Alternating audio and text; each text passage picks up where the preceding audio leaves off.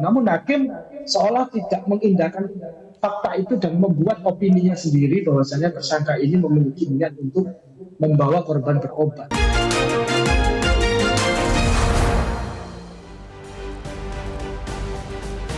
Pemirsa, keluarga Dini Sera Afrianti yang menjadi korban pembunuhan mengaku kecewa dan sedih atas putusan vonis bebas terdakwa Gregorius Ronald Tanur oleh Pengadilan Negeri Surabaya. Keluarga mengaku kaget Majelis Hakim Pengadilan Negeri Surabaya memberikan putusan yang dianggap tidak adil bagi keluarga korban. Pasalnya dalam peristiwa yang terjadi tahun lalu ini, terdakwa yang adalah kekasih korban melakukan penganiayaan hingga tewas. Sebelumnya keluarga mendapat kabar bahwa terdakwa diancam hukuman 12 tahun penjara, namun dalam hasil putusan Pengadilan Negeri Surabaya justru memberikan vonis bebas. Dini Sera Afrianti meninggalkan seorang anak laki-laki yang kini berusia 13 tahun. Korban meninggalkan kampung halamannya sejak anak sematawayangnya berusia 4 bulan untuk mencari pekerjaan.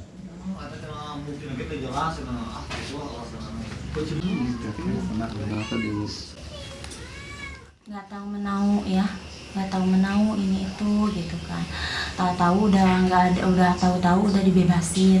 Tadinya kan mau 12 tahun ya, sekarang udah tahu-tahu udah dapat kabar udah mau bebas, udah bebas malah. Kami sekeluarga sangat sedih, sangat kecewa dengan keputusan Pak Hakim serta jaksa. Majelis Hakim Pengadilan Negeri Surabaya membebaskan Gregorius Ronald Tanur, anak mantan anggota DPR RI dari dakwaan pembunuhan dan penganiayaan hingga menewaskan seorang perempuan yaitu Dini Sera Afrianti. Keputusan ini menuai kritik dari banyak pihak.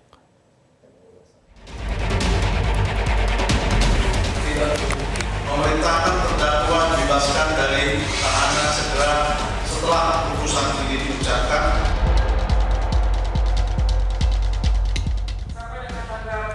Vonis bebas untuk terdakwa Gregorius Ronald Tanur dibacakan Ketua Majelis Hakim Erinto Damanik di Pengadilan Negeri Surabaya. Terdakwa pembunuhan Dini Sera Afriani itu bernafas lega karena hakim memutuskan dirinya bebas dari dakwaan pembunuhan. Ronald yang merupakan anak Edward Tanur, ex-anggota DPR RI ini, dianggap tidak terbukti secara sah dan meyakinkan telah melakukan pembunuhan maupun penganiayaan yang menyebabkan tewasnya korban. Menanggapi vonis bebas ini, terdakwa Ronald Tanur sambil menangis menyatakan bahwa putusan hakim sudah cukup adil. Mas, dengan bebas ini mas dirugikan atau gimana mas? Sudah kita kan dari anak lama. Nyerah sih mas. Ada upaya hukum gimana mas mau ke roti lagi? Yang penting Tuhan yang buktikan yang benar. Ya, Tuhan. Kan sudah ditahan berapa lama, sudah begitu lama. Ada mungkin upaya hukum melakukan gugatan. Kenapa? Semua saya serahkan pada kuasa hukum aja. Sebelumnya, jaksa penuntut umum menuntut terdakwa Gregorius Ronald Tanur selama 12 tahun penjara atas kematian Dini Sera Afriani. Dini tewas usai berkencan bersama Gregorius Ronald Tanur di salah satu tempat hiburan malam yang ada di Lokasantri, Surabaya pada Rabu malam 4 Oktober 2023. Dalam kasus kematian Dini, gelagat aneh ditunjukkan oleh Gregorius Ronald Tanur. Dimulai dari bantahan mengenal korban hingga akhirnya menangis saat mengetahui korban sudah tidak bernyawa. Dalam video amatir, terlihat korban sekaligus kekasih Ronald Tanur, Dini Afrianti tergeletak di parkiran basement salah satu mal Surabaya. Sejumlah petugas keamanan mal sempat menanyakan kondisi korban kepada pelaku Ronald Tanur. Namun Ronald membantah mengenal Dini dan mengatakan korban menghalangi mobilnya saat akan lewat. Dalam rekaman CCTV tampak pula raut wajah Ronald yang terlihat santai meskipun melihat Dini dalam kondisi lemas dan tidak berdaya di kursi roda. Kepanikan dan tangisan Ronald Tanur baru terlihat saat mengetahui Dini sudah meninggal dunia. Pelaku sempat menekan dada korban untuk mencoba membantu dengan nafas buatan, namun tragis, nyawa Dini tak tertolong. Dari Surabaya, Jawa Timur, Rudianto Hasundungan, Metro TV.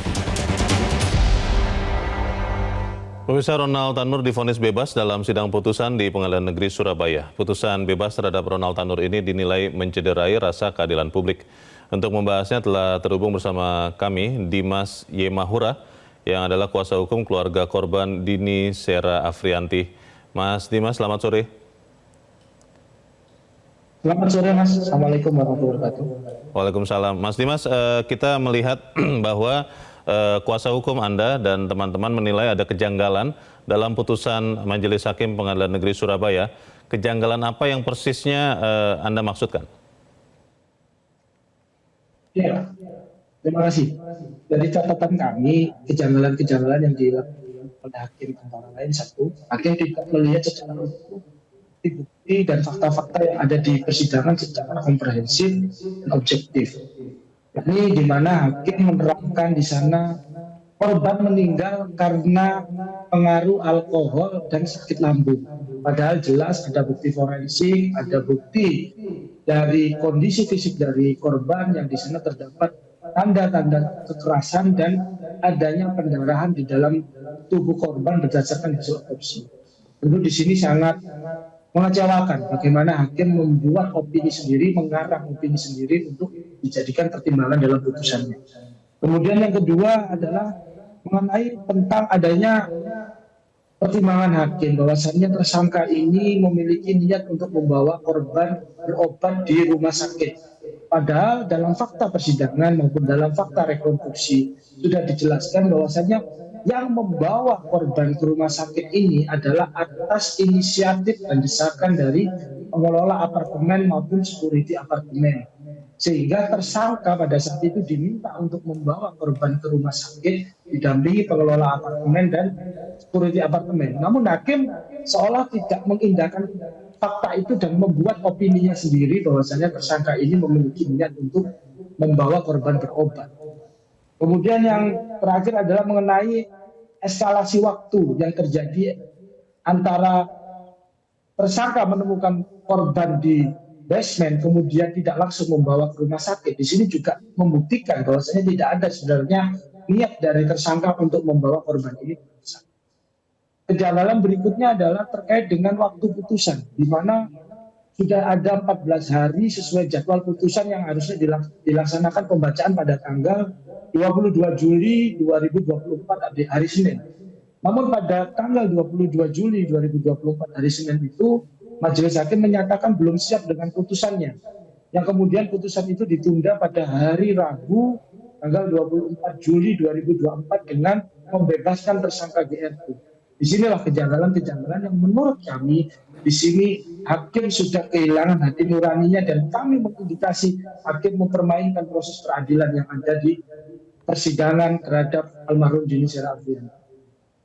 Ya, Mas Dimas, kita tahu dalam putusan ini jaksa belum mengajukan kasasi, tapi Kejaksaan Agung sudah menyatakan pendapat untuk mengarahkan jaksa untuk mengajukan kasasi karena menilai seperti beberapa hal yang Anda katakan. Kalau Anda sebagai kuasa hukum melakukan langkah apa saja, Mas Dimas? Ya, tentu tadi kami sudah terkonfirmasi kepada Kajari Surabaya bahwasanya Kajari juga akan menindaklanjuti perintah untuk segera melakukan kasasi.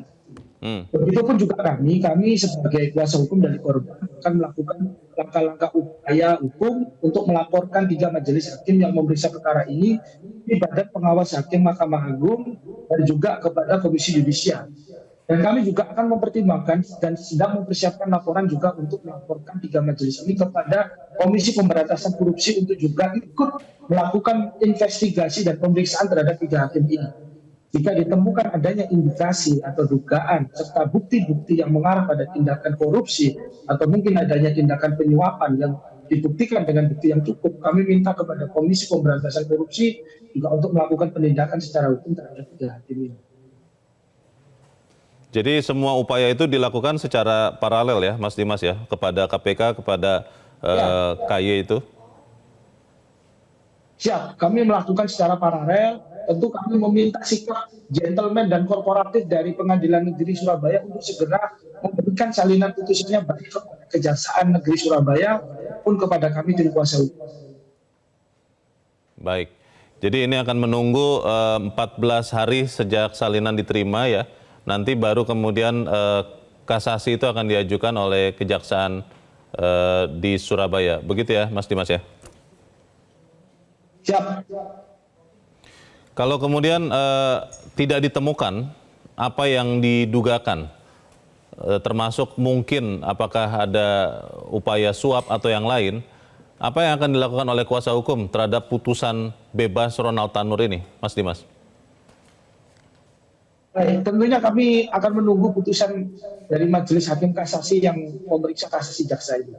Karena pada dasarnya laporan kami ini adalah terkait dengan tindakan pribadi dari Hakim Pengadilan Negeri Surabaya yang memutus perkara ini. Adapun untuk proses hukumnya tersendiri terhadap Ronald Tanur atau GRT ini, kami tetap menunggu putusan dari kasasi. Dan kami berharap Majelis Hakim yang memeriksa di tingkat kasasi memutus secara objektif, secara komprehensif, dan memperhatikan aspek-aspek kebenaran dan keadilan demi melindungi hak-hak korban dari almarhum Dini Serafianti. Apakah memang sungguh-sungguh keyakinan itu korban, keluarga korban dan Anda kuasa hukum miliki, Mas Dimas, bahwa benar ini adalah tindakan yang diniatkan yang kemudian mengakibatkan kematian korban, atau memang ada nilai kebenaran dari pembelaan Ronald Tanur bahwa ini bukan diniatkan untuk mencelakai korban? Dari fakta-fakta, dari semua bukti-bukti dan juga dari kondisi jenazah almarhum Dini Serafianti di sana sudah jelas. Adanya bukti tindakan kekerasan, tindakan penganiayaan dan juga tindakan penindasan mobil yang dialami oleh almarhum Dini. Jika memang ini tidak diakui artinya oleh hakim ataupun oleh tersangka, ini sangat ironis. Lantas siapa yang melakukan ini? Apakah mungkin seorang jenazah itu melakukan tindakan tersebut terhadap dirinya sendiri?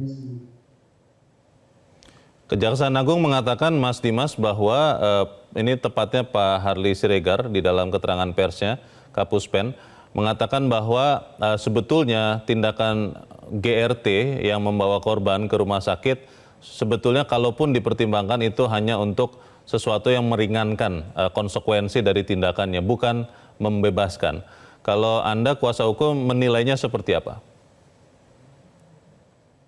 Kami menilai tidak ada itikat atau niat dari GRT untuk membawa korban ke rumah sakit. Nah, yang berinisiatif untuk membawa korban ke rumah sakit jelas adalah pengelola apartemen dan security apartemen. Dan pada saat itu GRT setelah mengambil barang itu berniat untuk meninggalkan korban di lobi apartemen. Itu faktanya. Dan itu tentunya dibantah oleh GRT, Mas Dimas? Ya, dan itu dibantah. Sementara pada saat rekonstruksi itu diakui dan itu terjadi. Baik, kalau kita melihat kasus ini sudah berlangsung sekitar setahun yang lalu, apakah Anda masih memiliki keyakinan bahwa upaya kasasi yang diajukan kejaksaan kepada putusan bebas GRT ini akan bisa berbalik di level Mahkamah Agung atau seperti apa, Mas Dimas? Kami masih berharap keadilan itu bisa tegak di negeri kita, di Republik Indonesia ini. Dan kami masih meyakini masih banyak hakim yang memiliki hati nurani dan memiliki rasa keadilan yang besar untuk menegakkan hukum yang baik di negeri kita ini. Baik, kita tunggu sama-sama kelanjutan dari kasus ini. Kuasa hukum Dimas Yemahura, terima kasih Anda sudah menjelaskan bagi kami. Selamat sore.